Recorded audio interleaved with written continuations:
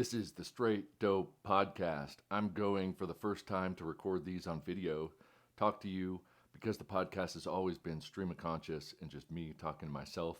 Figure why not stand in front of a video and do that, and maybe add to it for those of you who are subscribers or on YouTube or Hide TV. So this is both audio, podcast, and video. So check it out. Now recently I've been talking about a test that I've been doing. I'm going to hold up a sticker here, a little target, and it is the cumulative shots of a test that I did with a high scope mount. I've been talking about it. People have been asking questions. People have been arguing. People have been doing all sorts of stuff. I'm here to talk about it. And with the new season, I'm going to do them like this. I'm going to keep them relatively short.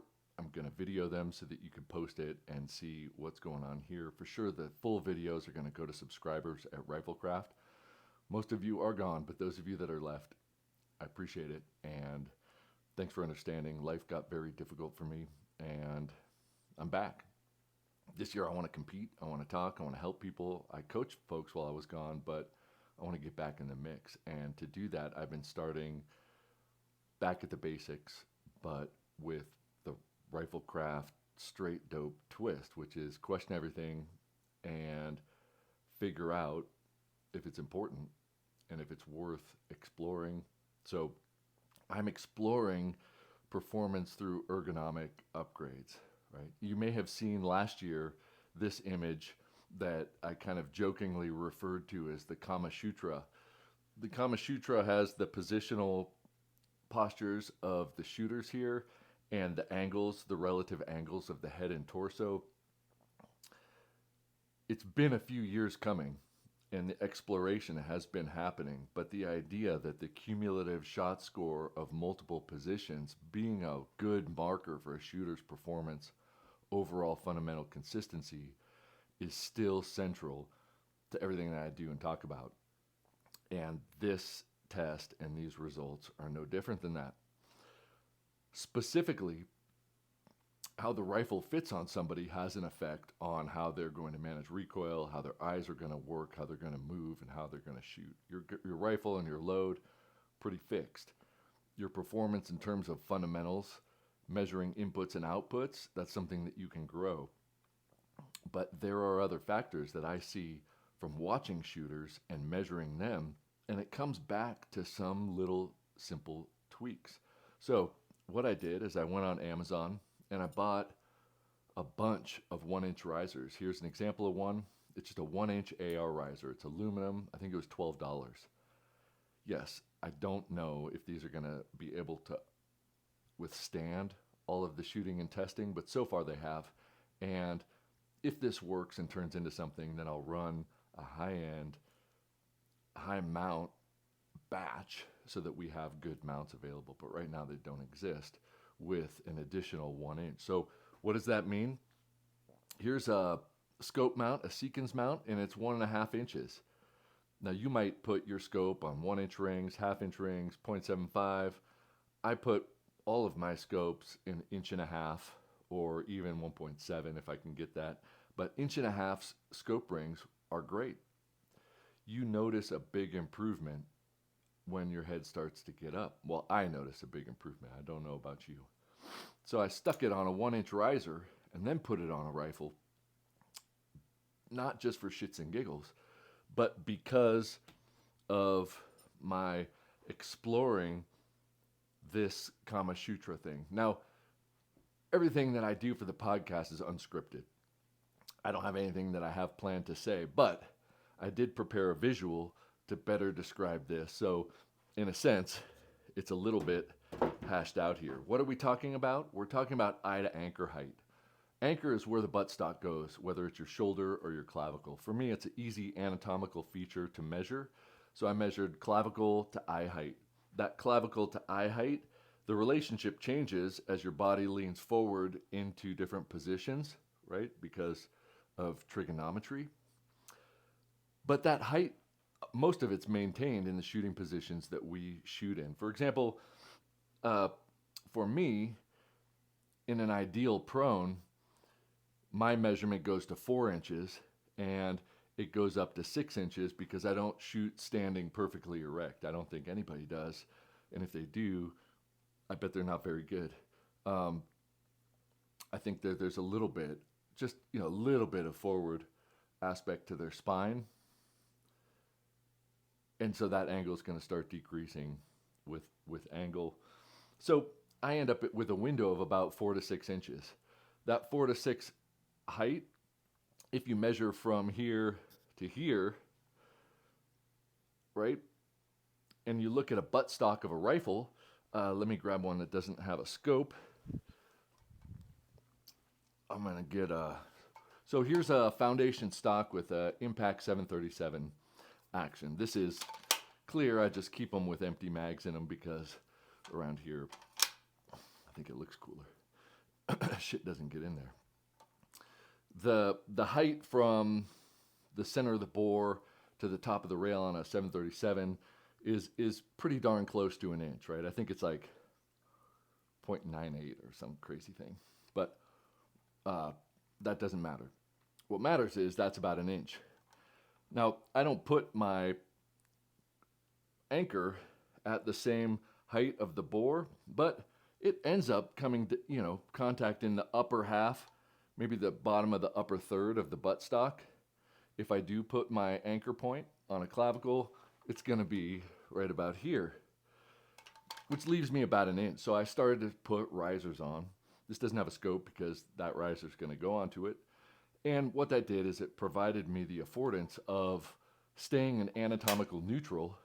And what I mean by anatomical neutral isn't maybe the true sense of the word, but our bodies function and perform best in a certain range of joint postures muscularly. You can look at this scientifically.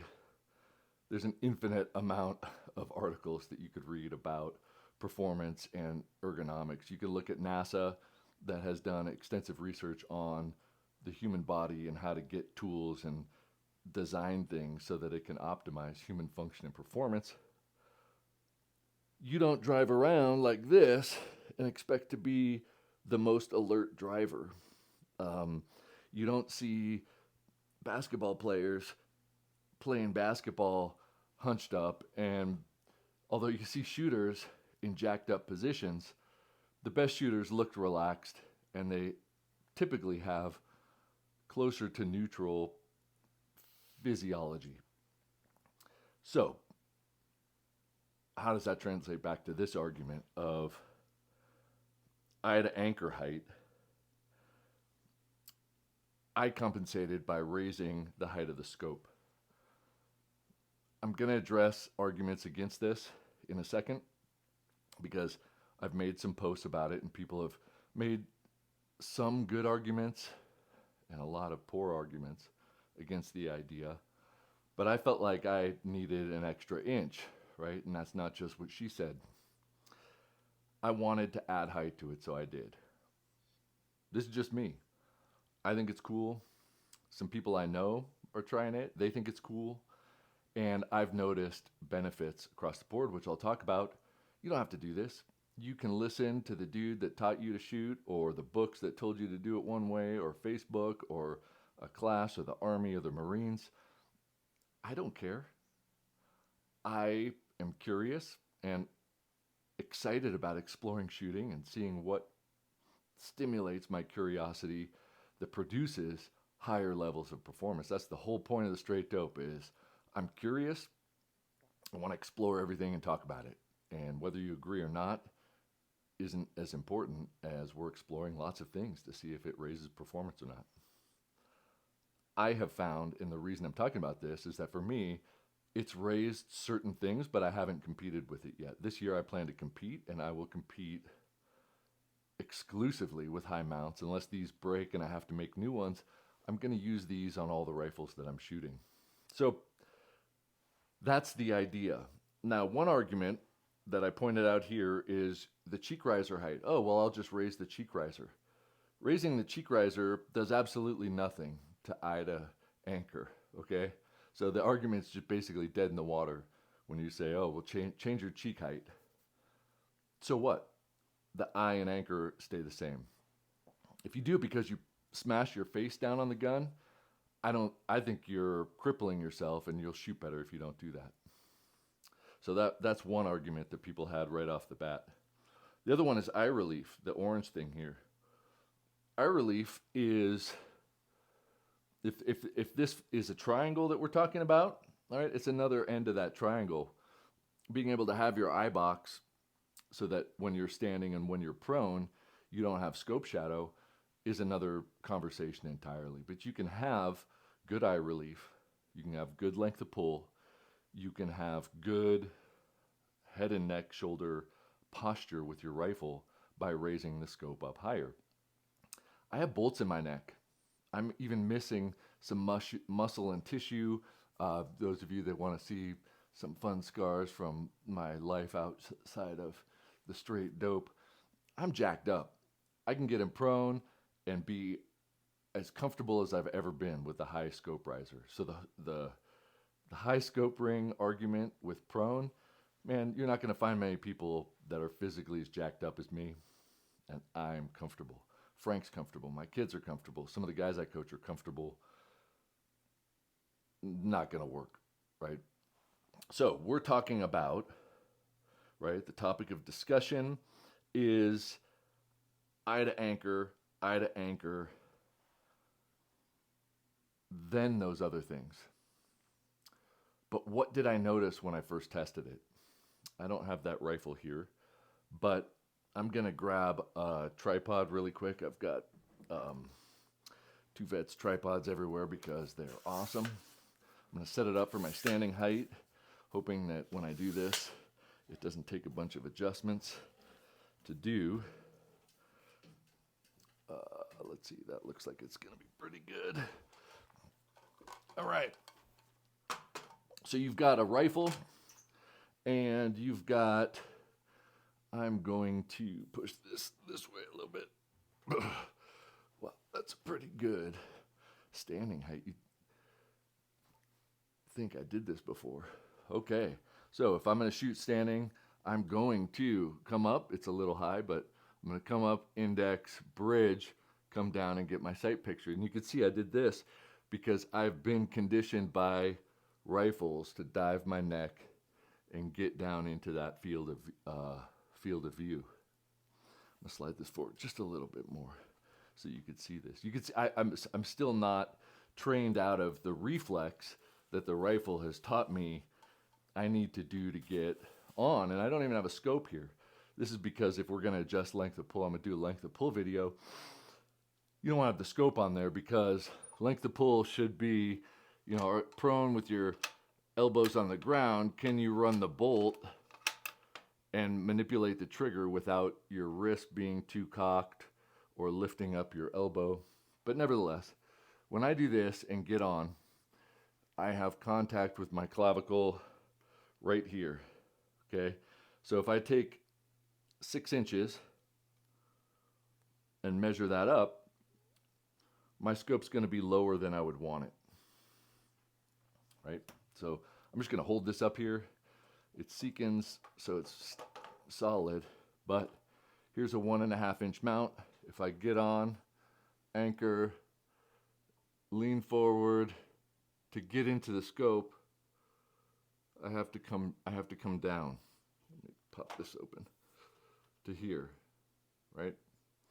And while 1.5 inches is good at this height, I'm still craning down, and my head is coming forward. I'm looking out the top of my eye, which I'll talk about in a minute because I think that this is a critical feature that we need to address. All right, I'm gonna lower this just a tiny bit more so that you can see what I'm doing. I'm gonna take this riser and I'm going to just gently balance it on here, okay? Riley's pissed that she's not a part of this. Now I'm going to balance this on here. So it's all balanced, so I don't want to be. But now when I get on, okay, I want to loosen this up. I'm going to anchor, bridge, lean in, and I'm looking directly through the center of my scope. My face is facing forward, and I didn't have to crane at all. If I stand up, I don't feel like my body's in a bad position. Okay, I'm gonna loosen this up a little bit again. I'm going to get on. I'm gonna lean forward, right, like I would bridge. I'm holding this, and then I'm gonna get into the angle of this position, which means simply hinging at the hips, and I have a perfect sight picture. Okay, I did not crane my neck. I'm reaching out to hold the scope up. I'm looking straight forward into this. I feel no eye strain or ocular strain, and I'm comfortable. I didn't have to crane my neck down. I didn't have to do anything weird. Obviously, I had to keep it vertical, but that's about it. And all the screws and bolts on my neck, if they were going to prevent that, I would tell you. So this is much different. Now, if I was going to adjust my cheek piece, which isn't adjusted, I've got, a little bit of room here to adjust my cheek piece up. But we're not talking about fitting the cheek piece finally, because I think that's the last thing we're going to do. You get length of pull, you get eye relief, and this scope height taken care of. But if I'm standing up and I get on the rifle and I'm looking straight at it, what I didn't do is adjust my posture and add strain to my system to try to fit something like a rifle. We're humans, dynamic, and we're the users of all the tools that we have. We want the equipment to fit us.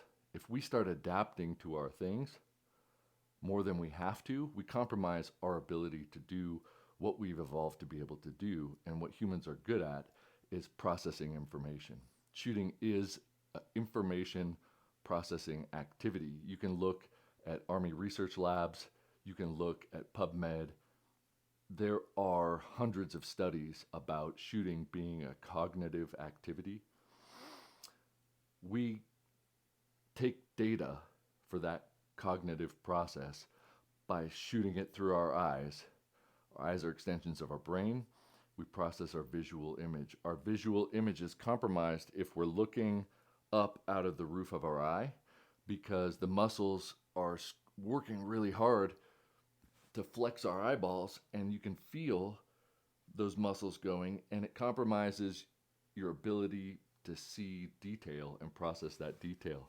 And at a high level, precision rifle shooting, you need to be able to see the fine detail of not only bullet impact, but exactly where it was, so that you can calculate how you're going to make your adjustments and be able to do that quickly. So if you're compromising things like your visual acuity, your neck tension, your posture, as a result, you're compromising your ability to make calculations. So, imagine a golfer. If you gave them, a club that was 6 inches too short, or running shoes that were half a pound too heavy, or whatever it is, even just the ergonomics of your seat, right? Frank talks about his car and how you get in, you sit down, you're comfortable, you know where your mirrors are, everything is fit to you. But if that gets jacked up, you're compromising your ability to perform at the highest level. For me, this has shown positive gains. But what are the gains that I saw? Well, the first time I took it out, I didn't shoot this rifle because it doesn't have one of these scopes on it. I shot a 308, and it was about an 18-pound 308, and the recoil, a lot of times, I'm just going to exaggerate this. When you shoot, the rifle goes up and it goes back down. Hang on. Hey, Riley, knock it off. All right, puppy, 11 months. What can you do? Shoot, muzzle goes up, comes back down. People say it's good recoil management. If it comes down close to where you were aiming, great, whatever. What I noticed is that when it recoiled, it came straight back. I didn't have muzzle rise. Now, why it would do that with an inch higher scope, I don't know. So I brought out another rifle. Negligible muzzle rise. Brought out another one. I can video it and I can see the muzzle jumping, but my eye isn't processing it like going up and coming back to target. And so visually I'm seeing more, but I'm seeing what I need to see. I feel the recoil come back. Some of the videos you could see it pull straight back. Some of the videos you can see the muzzle moving. But every shot I'm seeing hit paper at 100 yards. Now, I've heard arguments that you can't see things inside of 300 or 400 yards because the ability of your eye to process stuff. But if your scope's on the paper, you're going to see it. And so, it's like shooting a pistol at paper and you can watch the bullet holes form on the paper. I was watching the holes form on the paper, and as a result, seeing that my fundamentals are a little bit rusty. I put it on a carbine. I put it on a Seekins SP10, and that's where this comes from. This is the cumulative 15 shots of a modified RifleKraft drill. Let's see if it'll focus on here. Right, cumulative 15 shots of a 5-position drill. One shot, one shot, one shot, one shot, one shot. Right, I did that. And it's 0.85 wide and 0.8 tall around the center, right? It's a bullet hole shifted to the right, but it's a bullet hole shifted to the right on the right side, and it's a bullet hole shifted to left on the left side. So if I could change my zero that much, I probably would, because this is 15 shots, build and break. But the cool thing is, the first thing I had to do with this was put an aim dot and zero it. The zero's off by a little bit. It was off by 4/10 up and 2/10 right. So I had to go left 2/10, down 4/10. But I shot all 10 shots at that initial spot because they weren't far off. And then I measured the average and moved it. If I consider that I moved it 4/10 down and 2/10 left, and superimpose that onto the other 10, I've got 20 shots that are 0.8. And if I superimpose it onto this image, it doesn't make the group any bigger. So I've got 35 shots because this is 0.85 wide, in a 0.85 zone from my point of aim. I've never done that with that rifle, and I've never done that with a bolt gun for that many shots. And it came immediately after changing the scope height. Everything else was the same. So I'm putting together a longer video. I'm putting together better visuals, and it's going to go on to Hide TV. But because this is the straight dope, I wanted to just talk about my results. I wanted to talk about what I did, why I justified this. I wanted to film it and see if the video is worth watching and if anybody watches it at all. I wanted to get the straight dope back up today on Wednesday, and I'm going to produce them every Wednesday. I know it's been a long break, but I'm psyched and ready. And because everything is better now, we are not on a roll, but this year is going to be really good. I'm going to shoot a lot of different things. And like always, I'm going to try to improve from where I'm at, right? Not necessarily win, but to do the best that I can. Take measurements and try to track that performance. Somebody's calling, so I want to make sure. Okay, somebody was calling, so I tried to clear their thing and it broke the video. So hopefully this will pick right back up where it was. So this season we'll be talking a lot about the things that I'm doing and things that are related to this. I've got a long list of things that will help every shooter maybe understand better why they do certain things, where that mentality came from, some of the details that I think matters, and some of the things that other people think matter and why I don't necessarily agree with them. I don't want to just argue. When I say argue, I mean just have an intelligent conversation back and forth with different perspectives with somebody. And I only really do that with friends because somebody who just wants to argue and I don't know them, I mean, why would I even, whatever. But anyway, let's address some counter arguments that people had. First of all, the issue of can't. The issue of can't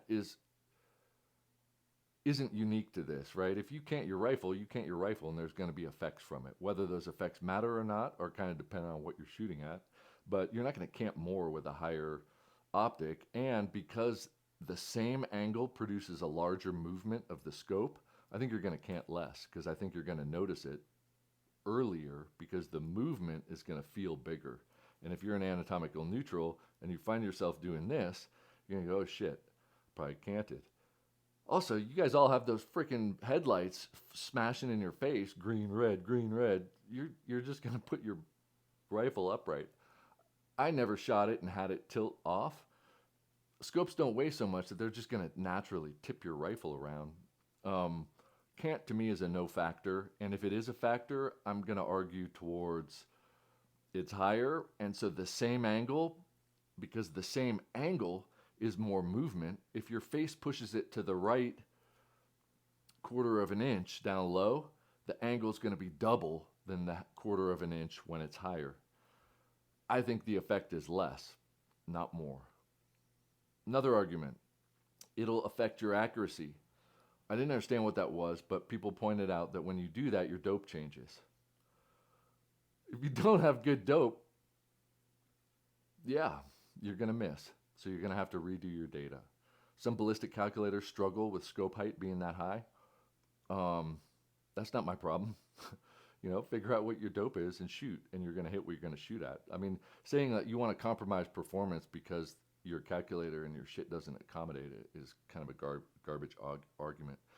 Field of view and fit stuff, yeah, you're not going to take the exact same scope position and move it up and necessarily have the same eye relief because of your anatomy. You're going to have to refit your rifle, just like you would refit length of pull, all that stuff. But if you do it right, there's really no difference. One that I thought was interesting and didn't think about is that the higher the rings, the more leverage, mechanical leverage on recoil that it's going to have on the wear and tear of the rings, because you got a weight up here and a tall thing, and on recoil the rifle's going to theoretically move back, right, and then distribute that. I mean, it's going to look like it's not moving, but the force is going to be like whoop, and it's going to wear on your rings. Holy shit! Like.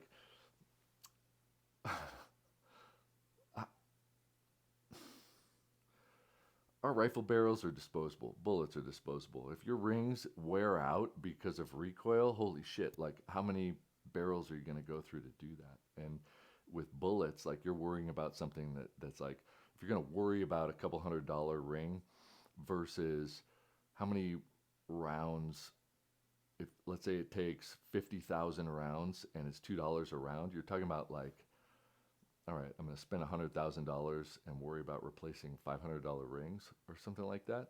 Not something that I'm really interested in entertaining too long. I think you always want high quality material. 737s are awesome. Accuracy International are awesome. If you've got a rifle that sucks and it's going to break because of something else, like get a good one. We're not talking about, the most budget, whatever. We're talking about high-end performance and maximizing our ability to shoot precision rifles. So that's not a factor. And then aesthetics, a lot of people said, well, they like the look of low mounts.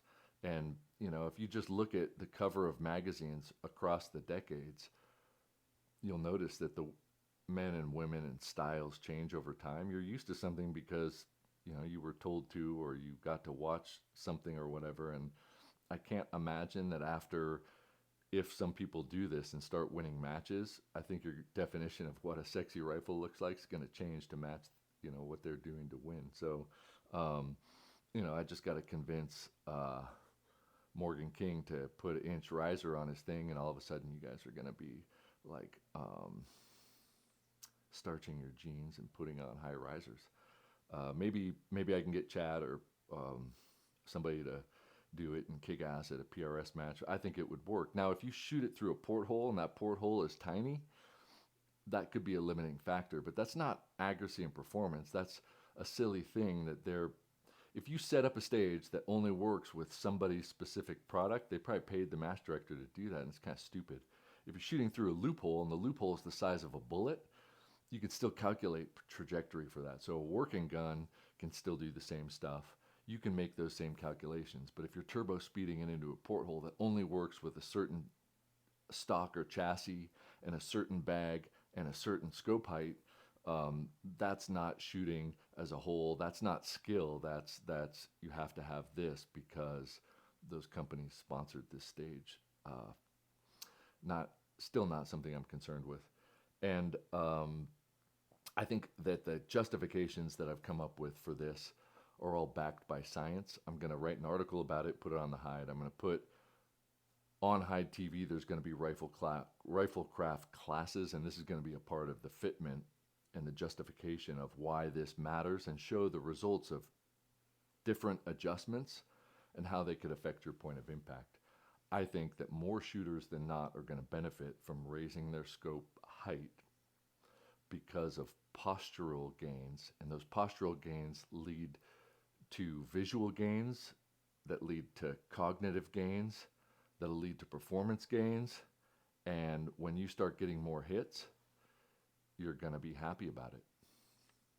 So, I just jumped right into this. I didn't thank Mile High Shooting. I didn't thank Sniper's Hide. I didn't thank everybody else. But thank you guys. I'm going to be back on a roll. Hope you like this. Share it. Hope you want to argue. Hope you want to watch this video. I'm going to put it on YouTube. It'll probably go to Sniper's Hide also, to the Hide TV, which is a branch of Sniper's Hide.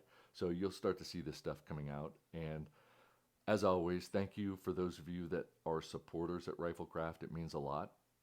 It helped me get back to here, and hopefully it helps down the road. So if you want to support this and keep this going, please head over to RifleKraft and get a subscription. It doesn't cost a whole lot per month, but it helps and it encourages this stuff. And I'll put the videos over there. And if I have long videos that I cut, half for subscribers and the first half for listeners, you guys will get that stuff too. But anyway, thanks for the support, and hopefully I will see you at matches and back here. Chris at RifleKraft.com, Chris at SnipersHide.com, and Chris Way on Facebook, Gun Around the Sun on Instagram. There's lots of ways to reach out, but reach out. Tell me if you like it. Be a supporter. Share it with your friends, and let everybody know that the straight dope is back, and we mean business.